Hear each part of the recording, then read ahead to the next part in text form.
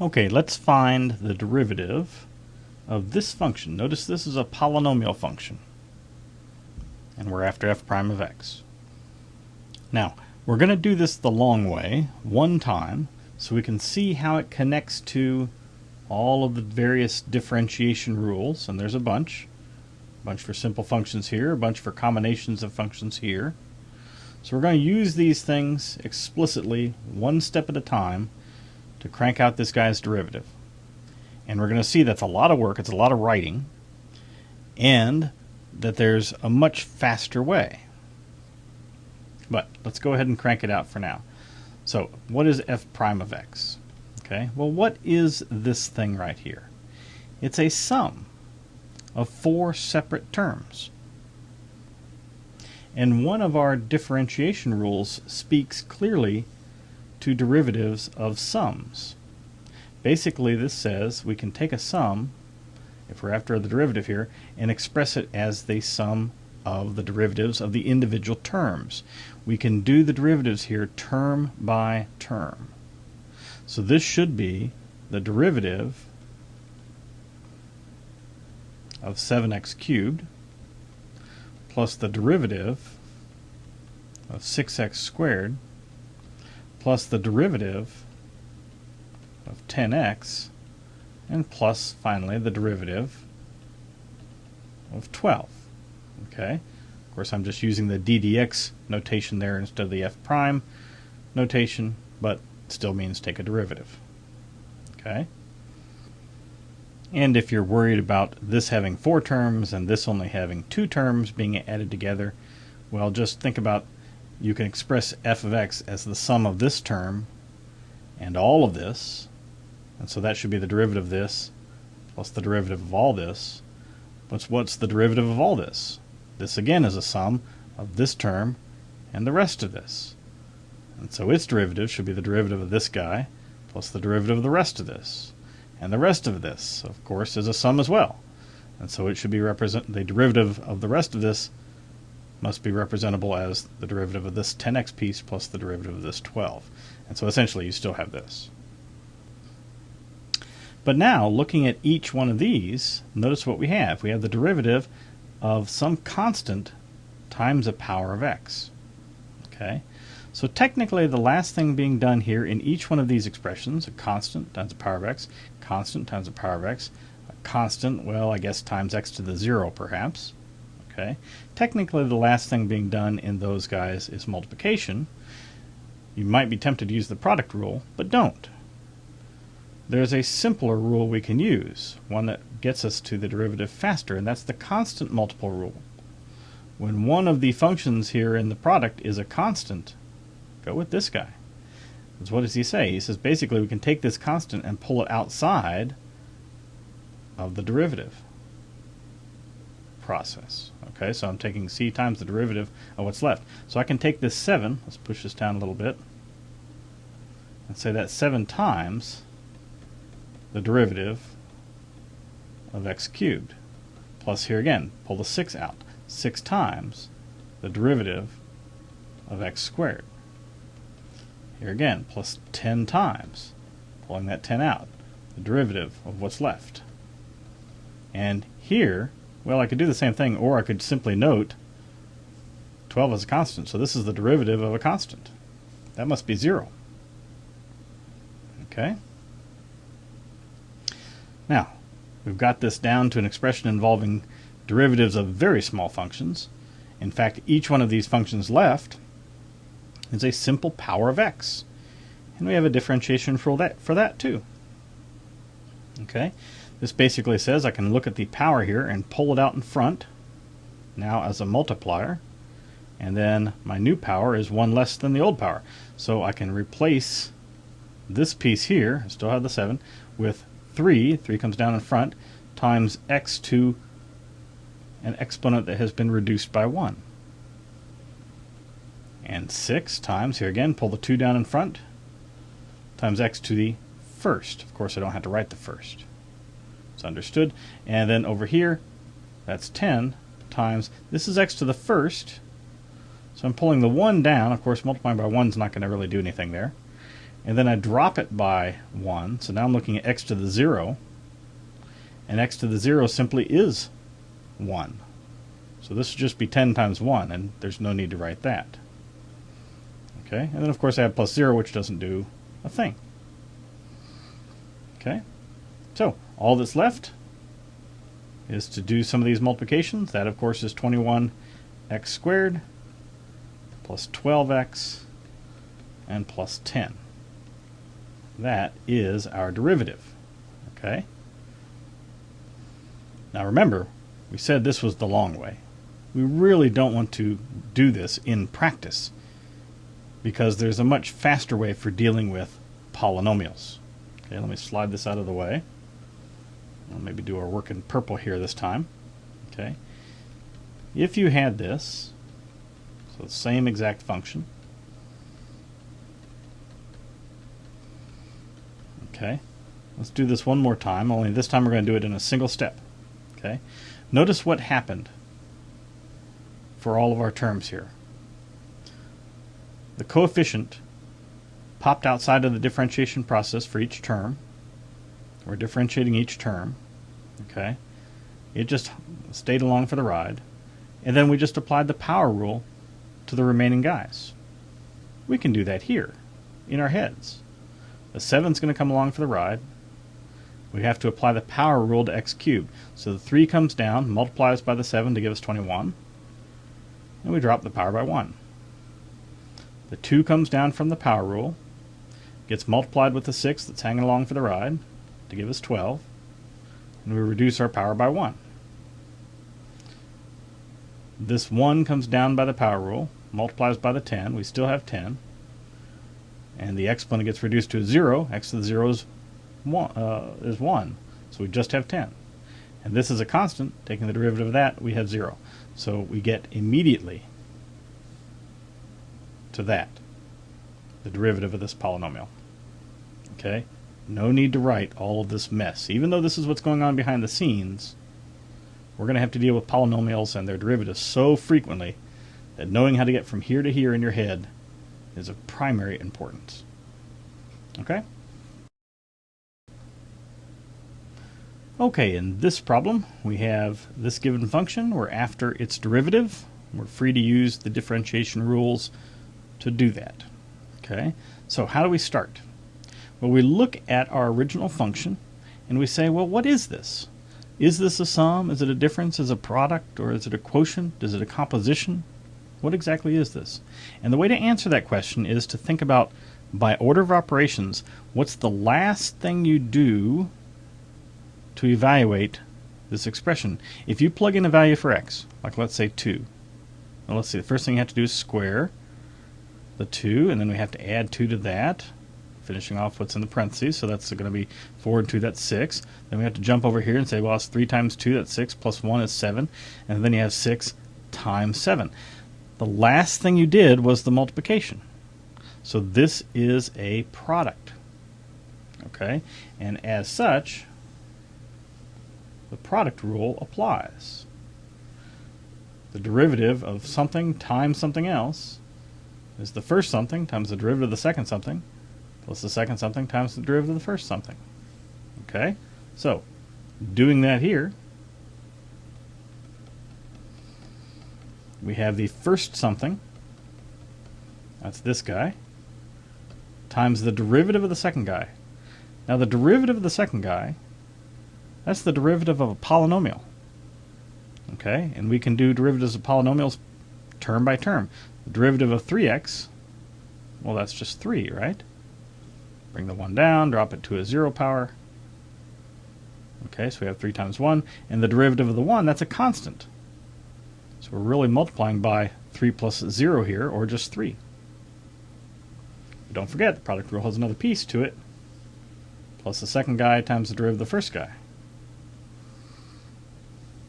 So plus the second guy, the second factor, times the derivative of the first factor. And here again, the first factor is a polynomial. And we know how to take derivatives of polynomials. You simply bring the power down, dropping it by 1, so now we have 2 times x to the first power. Here again, the derivative of x is just a 1. Don't forget you're multiplying by all of that, so make sure you surround it in parentheses. And we now have an expression for the derivative of f. It's not a very pretty expression, though. We could simplify it a lot, so let's go ahead and do that. This, of course, distributing the 3 is 3x squared plus 3x, and over here we can FOIL that out to get 6x squared plus 2x plus 3x, that's plus 5x, and plus 1. And then finally we can collect some like terms here.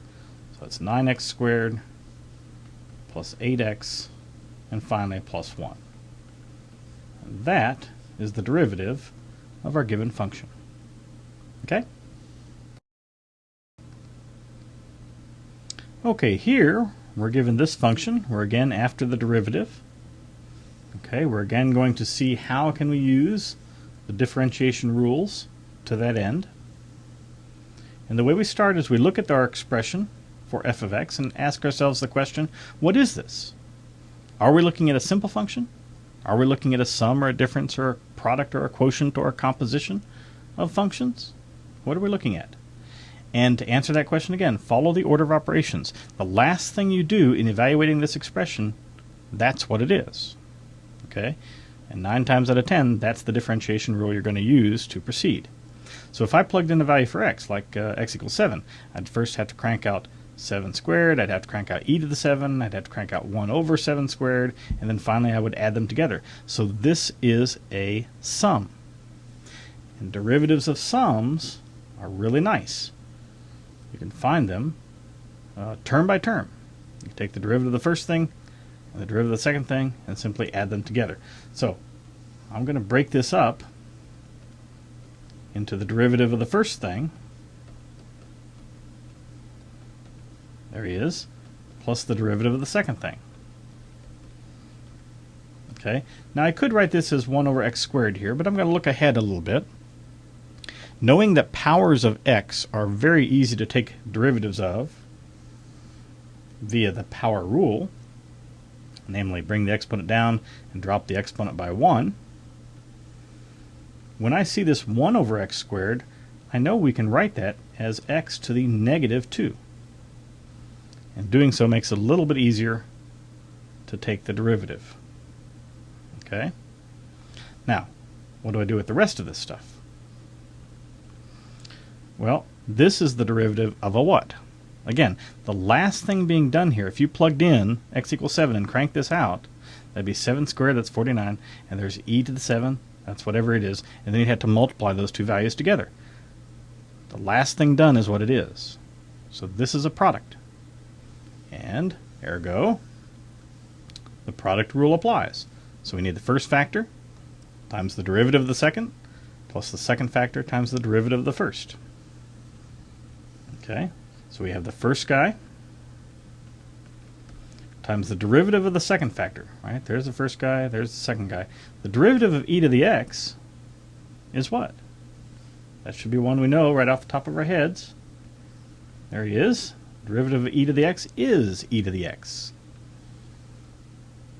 So I can just say this is first guy times the derivative of the second guy using that. But don't forget where we are. We're in the middle of a product rule. First guy times the derivative of the second guy plus second guy times the derivative of the first guy. What's the derivative of x squared? Well, again, that's a power rule application, isn't it? Just bring the exponent down, drop the exponent by 1. So this becomes times 2 x to the first. Of course, we don't write the first. Okay? That piece right there is the derivative of that expression. Now we have to have the derivative of this expression, but again, that's just a power rule. Bring the exponent down, drop the exponent by 1. Of course, that lowers it to negative 3. So we're basically done here. We just have to clean up how we're writing it, make it look pretty. X squared times e to the x looks fine enough. It's nice when we put the constant multiples here, or constant values there that show up as a factor in the front. And then given the choice between listing the x first or the e to the x, I'm going to follow this pattern here. That's not absolutely necessary, but it does make our answers look nicer, and it's easier to spot certain things if we had to do anything more with this expression, things like how to factor something, if you're consistent with your ordering of factors. And then over here, we prefer not to have negative exponents. So let's write that as minus, right, plus a negative, 2 over x cubed. And there we have it. That's the derivative of that function. Okay, so here we have g of x equals this expression, and we're after the derivative of g of x. The notation here is a little different from what we saw before, but the process is basically the same. We need to look at this expression and say, well, what is it? Is it a sum or a difference or a product or a quotient or a composition? What's the last thing done when you try to evaluate this for a given value of x? Well, if we plug in, let's say, a pi or something for x, we'd have to cube pi, we'd have to take the sine of pi, we have to multiply those things together. We'd have to figure out what sine of pi over 4 is, and finally, we would need to add them. So this is a sum. And the derivative of sums, that's easy to do. We simply take the sum of the corresponding derivatives. Okay, we do this term by term. So if we're after g prime of x, let's write that here. That's going to be equal to the derivative of the first guy, x cubed times sine of x, plus the derivative of the second guy.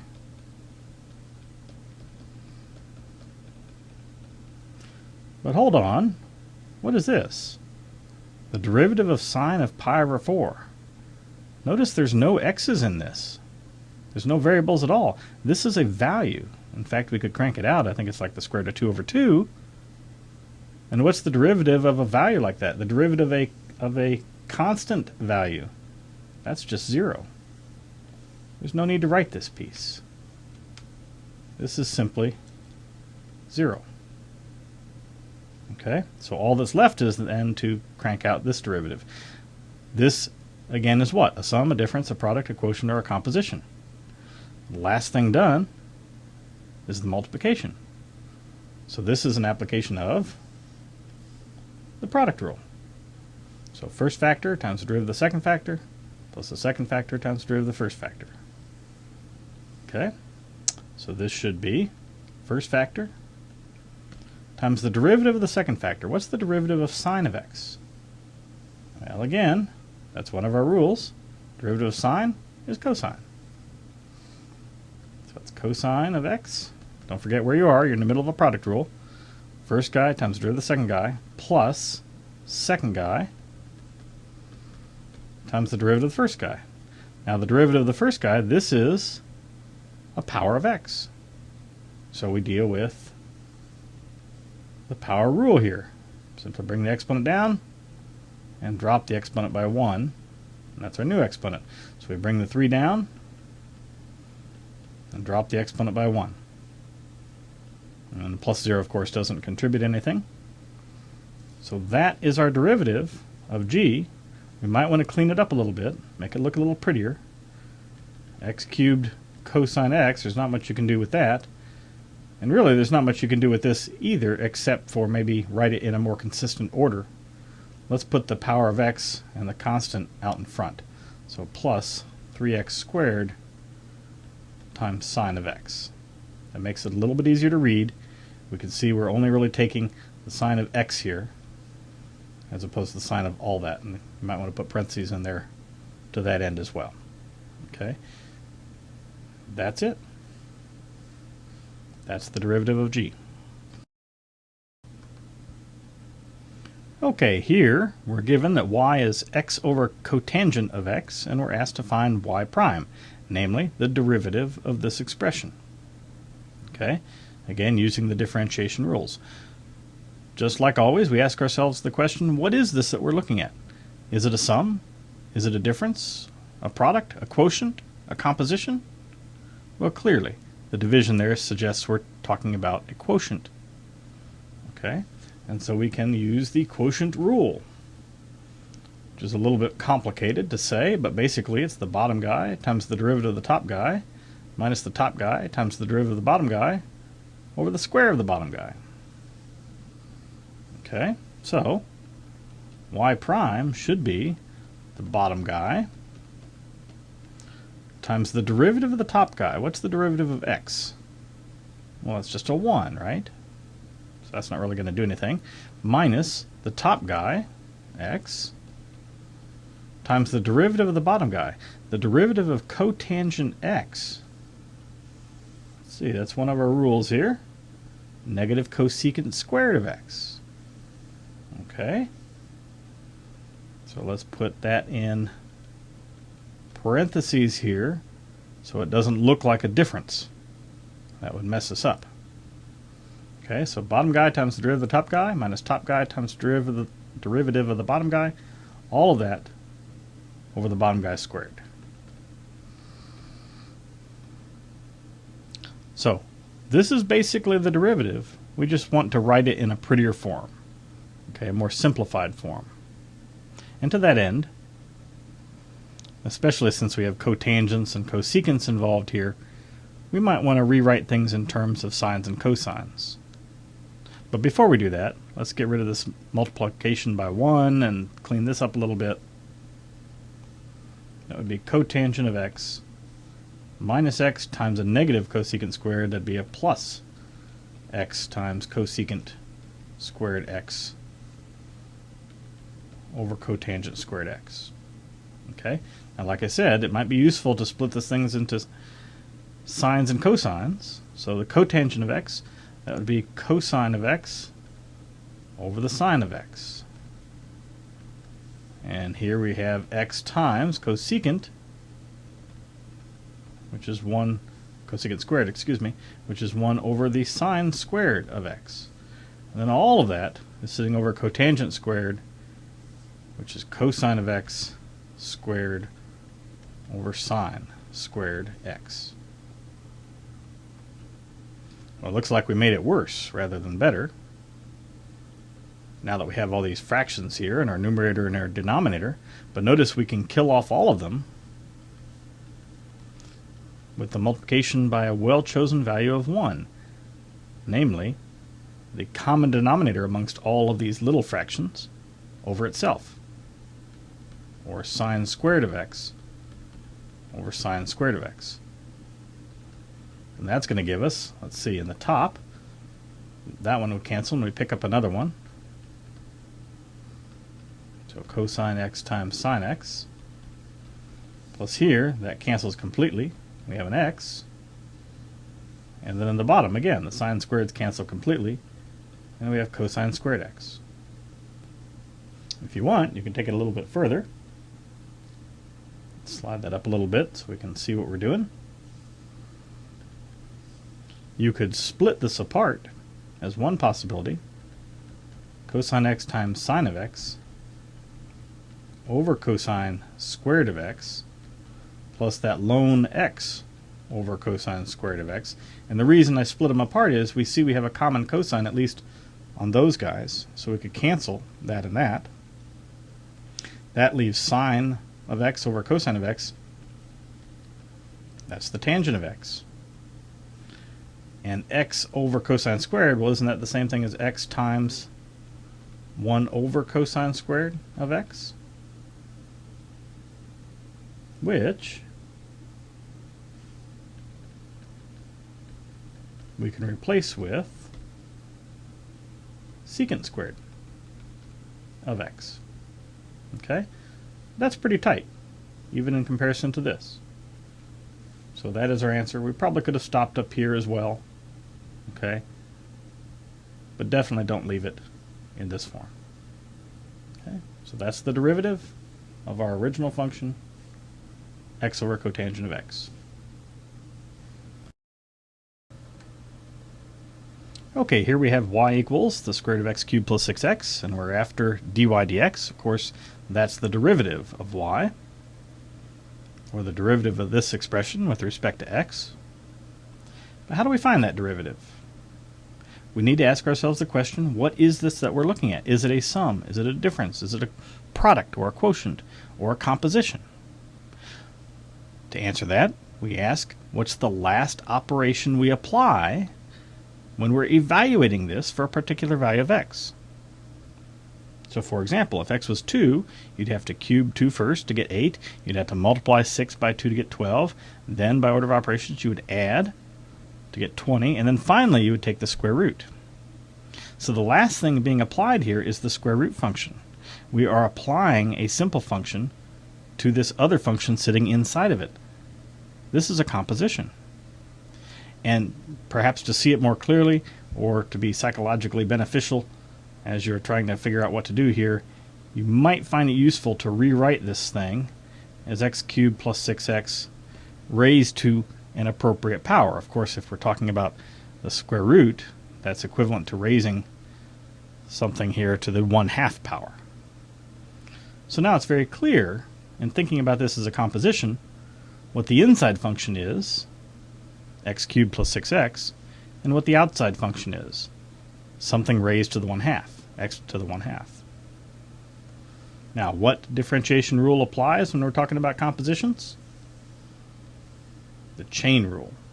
The chain rule says if you have an outside function being applied to some inner function, we can differentiate the outer function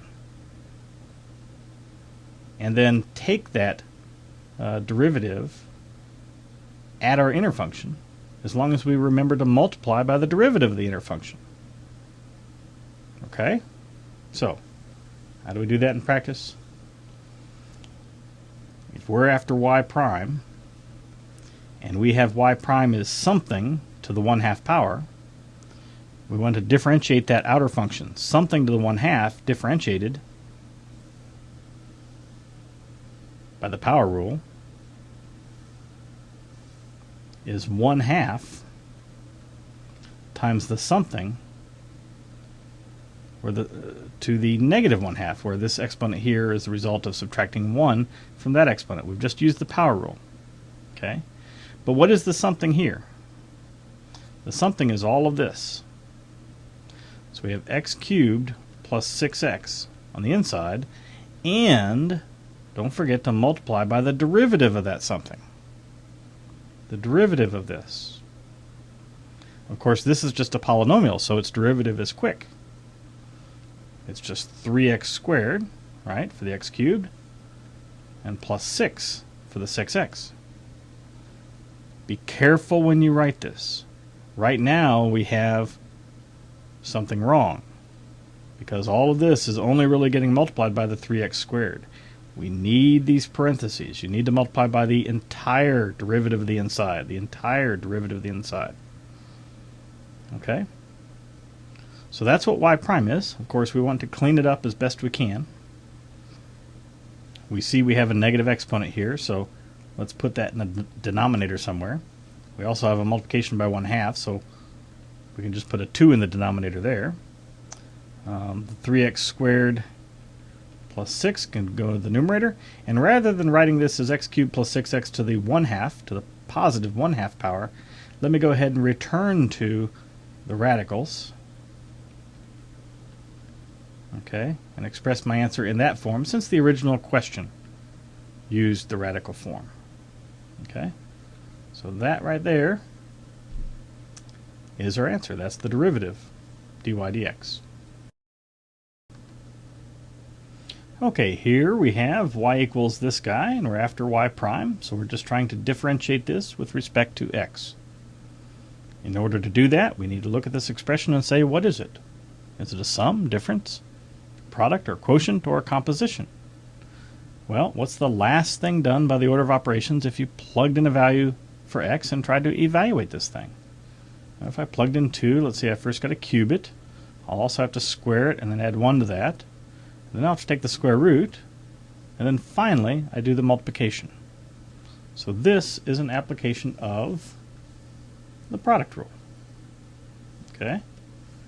We've seen that before, so we know that the derivative here should be the first factor, that's x cubed, times the derivative of the second piece, the second factor. I'm going to write this as this for the moment. Okay, I'll delay that calculation for a minute, plus the second factor times the derivative of the first factor. Of course, the derivative of the first factor, that's just x cubed. We know what that is, right? We just bring the power down, drop it by 1, so that's times 3x squared. So we can finish this off if we can just figure out what the derivative of the square root of x squared plus 1 is. But what is that? We ask the same question over again. Is this a sum, or a difference, or a product, or a quotient, or a composition? Well, what's the last thing done if I plug in a value for x? Let's say x equals 13. Well, I'd have to square the 13 first. That's 169. I'd have to add 1. That's 170. And then finally, I'd take the square root. So it looks like taking the square root function is the last thing applied in the evaluation of this expression, which means this is a composition, okay, where the inner function is this polynomial x squared plus 1, and the outer function is the square root function, or equivalently, something raised to the 1/2. Okay, and you might even want to rewrite things in that way. You might want to say this is times the derivative of x squared plus 1 raised to the 1/2, and then plus the rest of all this stuff. Okay, it just makes it a little bit easier, I think, psychologically to see where to take this. All right, we're looking at the derivative of something to the 1/2 power. Our rule for compositions is the chain rule. It says take the derivative of the outer function, apply it to the inner function. Don't forget to multiply by the derivative of the inner function. Okay, so what does that mean here?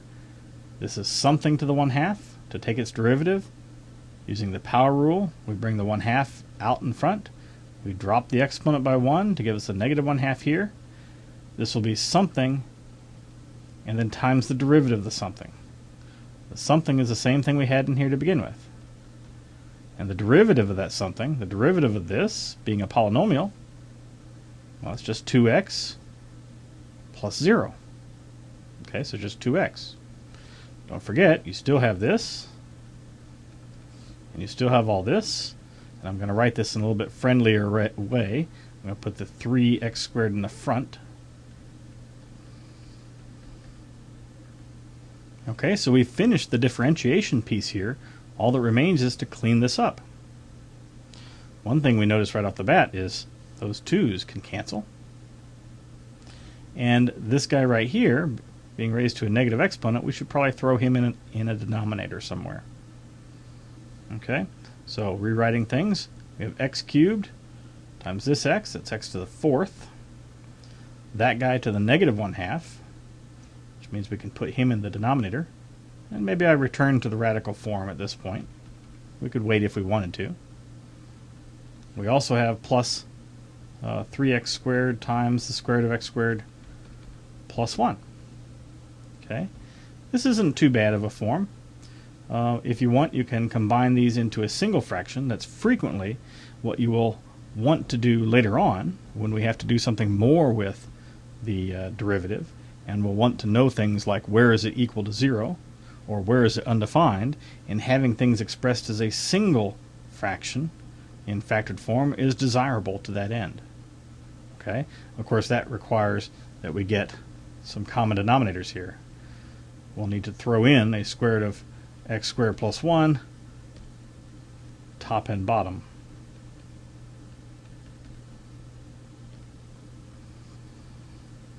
Of course, that gives us now something over the common denominator of the square root of x squared plus 1, and that something is, there's our x to the 4th, there's our 3x squared, and of course those combine together to give an x squared plus 1 without the radical. Okay, let's scroll this up just a wee bit, because I think you can see where this is going.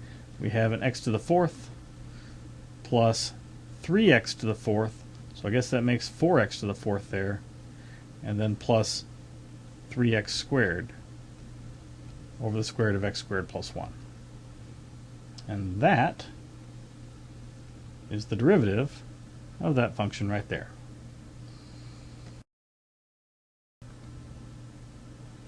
Okay, here we have a function, tangent cubed of the square root of x, and we're after the derivative of that function. We proceed in the normal way. We ask ourselves the question, what are we looking at?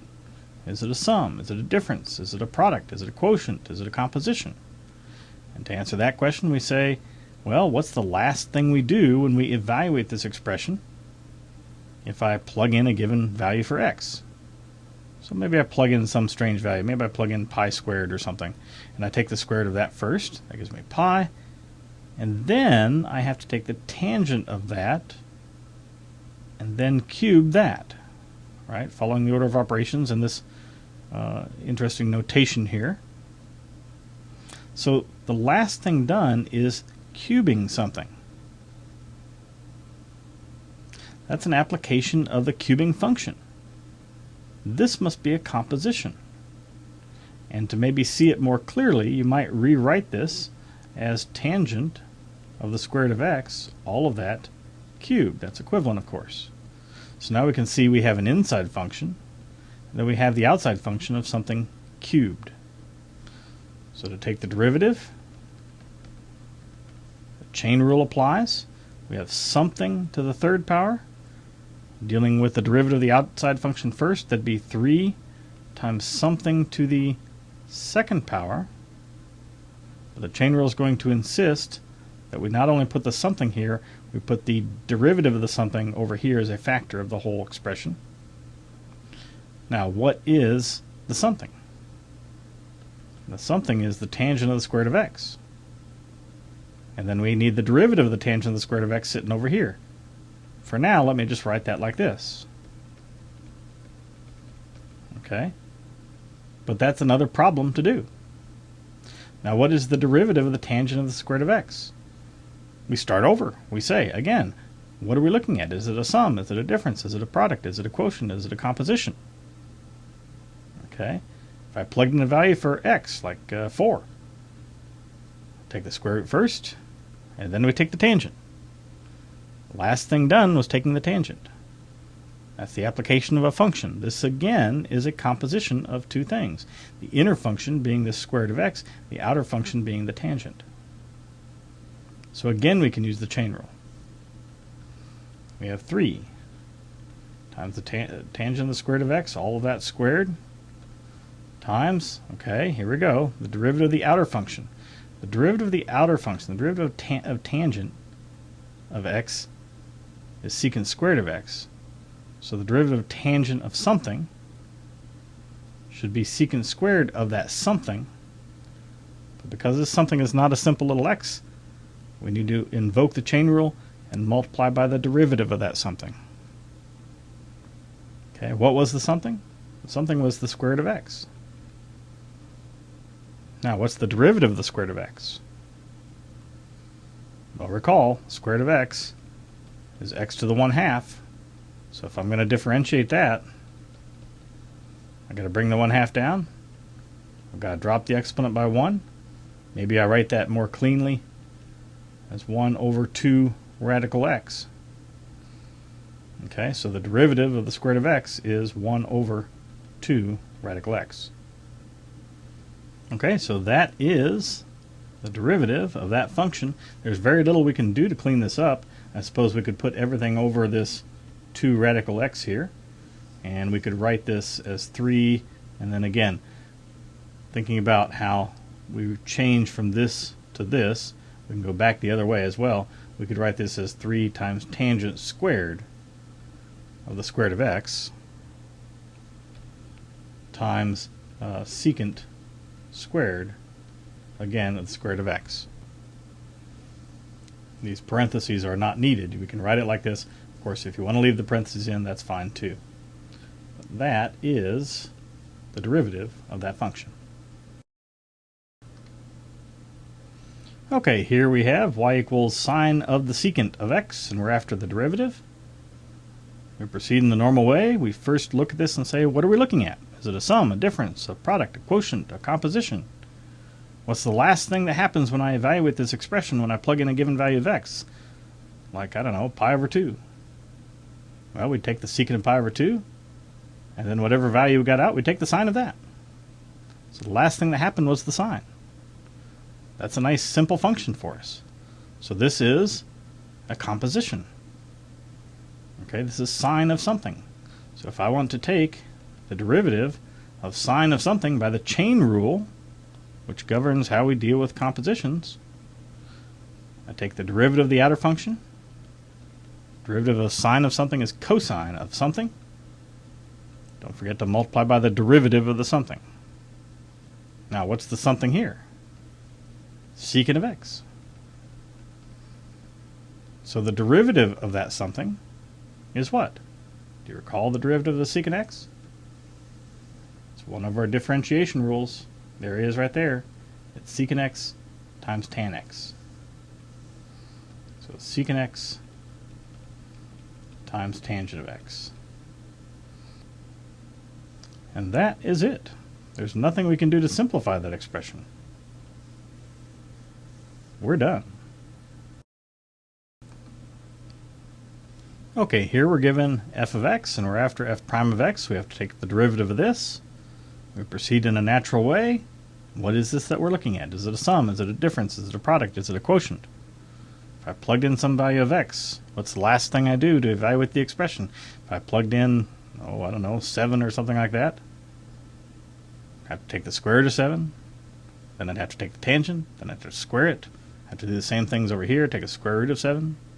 Take the secant. I'd have to square it. And then finally, I would subtract. This is a difference. The derivative of a difference is the difference of the derivatives. We do it term by term. Okay? So if I'm after f prime, that's going to be the derivative of the first guy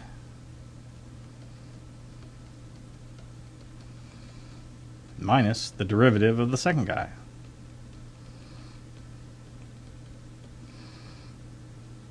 So now we have two smaller problems to deal with.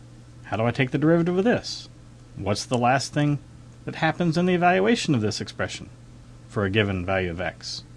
Well, let's see. First I take the square root, then I do the tangent, then I do the square. So we're squaring. That's the last thing that happens. And in fact, you may find it psychologically easier if you rewrite this as tangent of the square root of x quantity squared. Do the same thing over here for that matter. The last thing that happens in this expression is the squaring. So let's very visibly put it on the outside. Okay. So to find the derivative of this one or the derivative of this one, we're looking at a composition in both. So the chain rule is going to apply. This is something squared. So the derivative of something squared is bring the 2 down times something to the first, but by the chain rule times the derivative of what's inside of the something. Okay, so of course the something here is tangent square root of x, and then we'll have to multiply by the derivative of tangent of square root of x. We can do the same thing over here. This is the derivative of something squared, which should be 2 times something to the first power times the derivative of that inside something. The inside something, of course, is secant times the square root of x. And then the derivative of that piece,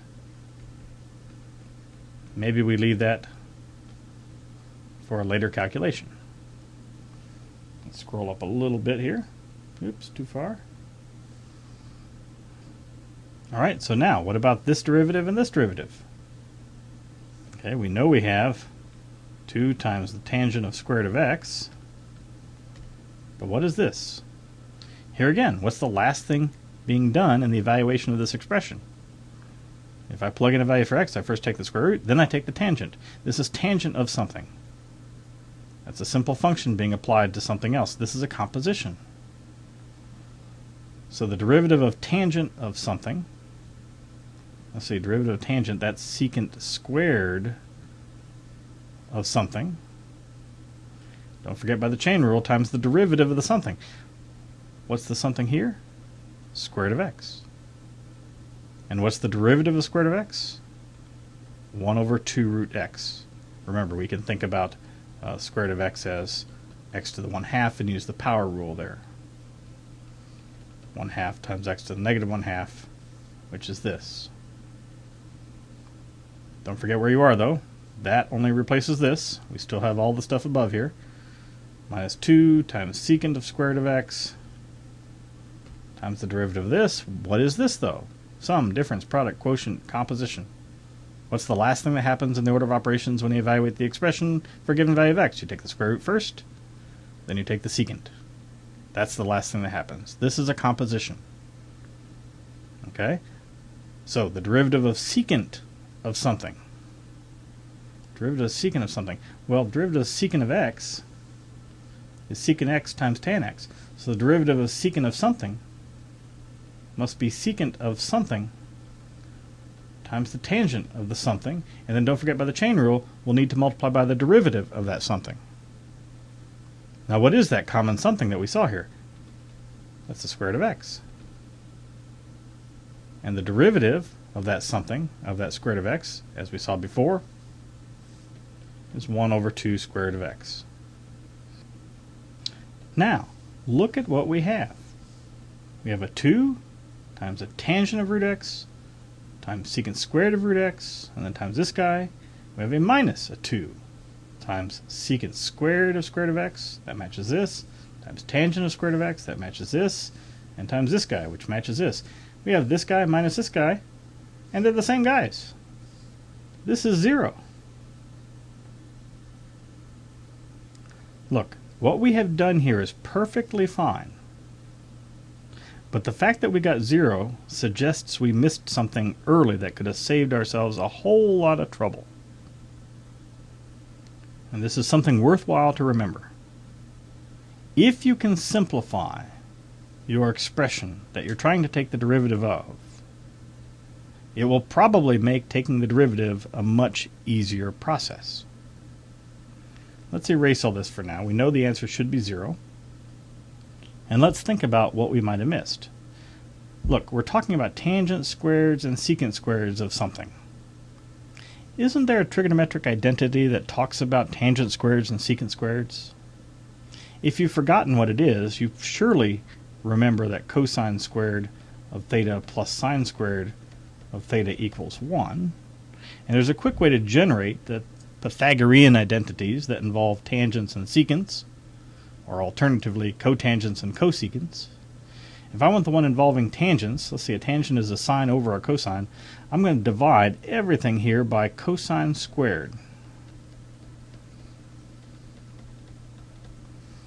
And that gives me cosine squared over itself is 1, plus sine squared over cosine squared, that's tangent squared of theta in this case, equals 1 over cosine squared, that's secant squared of theta. So if I see tangent squared of something minus secant squared of something, notice what this implies. So take the secant over on this side,